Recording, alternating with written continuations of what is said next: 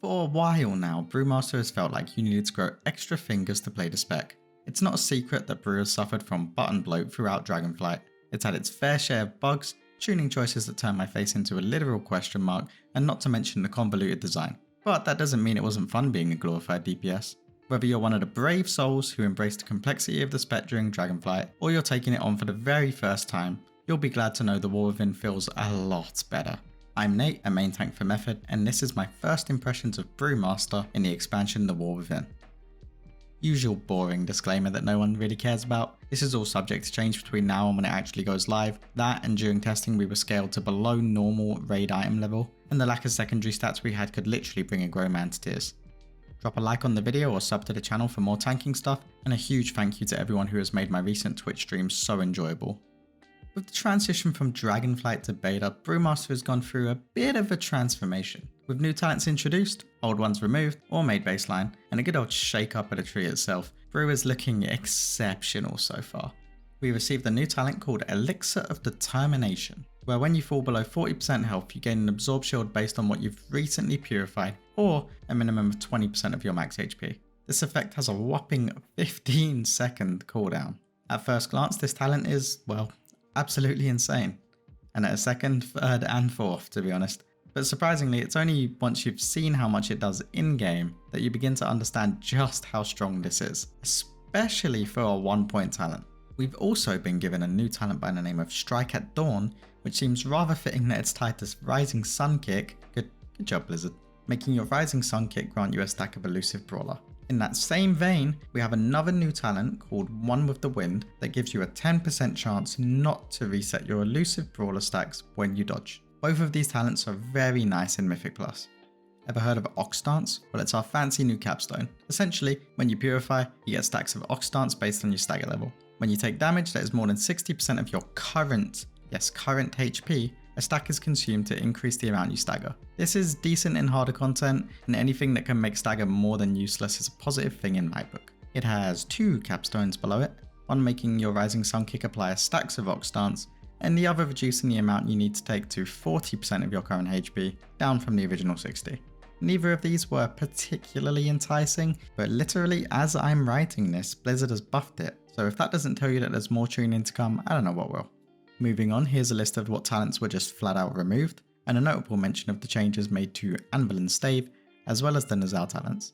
I don't have enough data on them yet specifically to make an informed opinion, but if they turned out to be good, I'll be sure to let you guys know. Somehow. Maybe in another video. You'll just have to subscribe to find out. There were a bunch of new additions and adjustments made in the class tree that aren't just Brewmaster specific, but I should touch on them.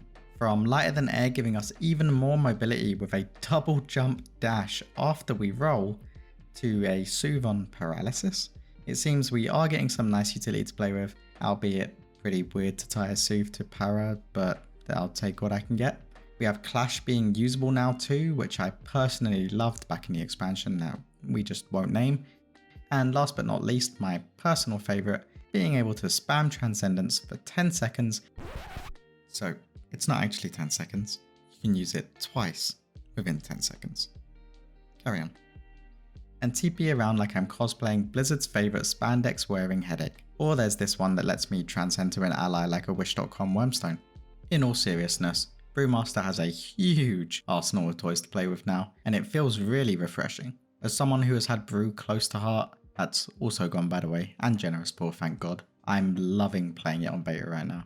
And if you're listening along to this point wondering when I'm going to get to the hero talents, well, aren't you a good egg for not skipping along?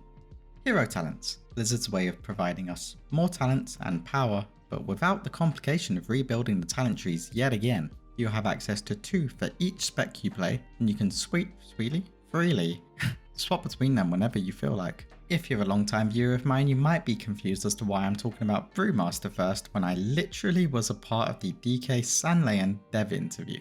And to that I say, I don't know. Go check out that video. Let's talk about Shadowpan first. The entire thought process of this tree is that you do damage, you build flurry charges, and you expend them to do big damn. More damn. There are a few feedback loops, and due to the capstone every 10 flurry strikes, we essentially turn into a mini Super Saiyan. You gain a large secondary stat increase, only one of them, and although I'm unsure what the logic is behind how it picks what stat you get, It's still pretty good because Brewmaster likes pretty much every stat you can get, except haste. Haste is banned. You do have some notable talents, one of which being predictive training, which is essentially a permanent 10% damage reduction because of how much you dodge.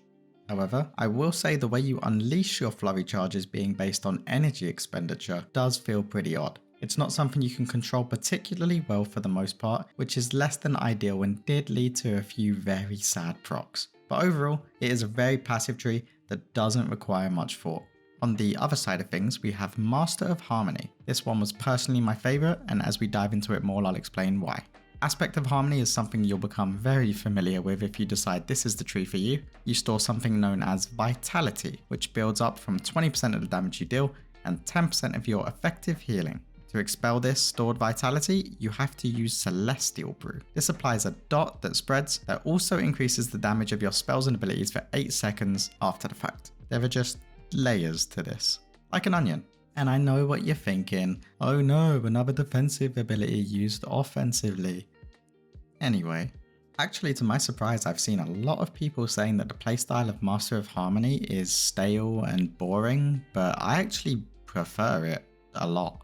You have far more agency over when you want to deal damage, an additional charge of Celestial Brew, priority damage, and as long as the two talent trees aren't numerically unbalanced when it goes live, this will definitely be my go-to.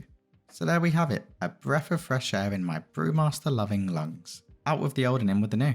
The spec has so much potential to do niche, weird and wacky things now, all while actually feeling strong. It feels like Blizzard have given us some pocket money to go and spend on whatever we wanted, and we came back with the biggest pick and mix bag possible. Undeniably, the spec does still lack in the CC department compared to some of the other tanks, but what it does have is solid and unique, that's for sure. Let's just hope that Blizzard doesn't swing the nerf bat too hard, eh?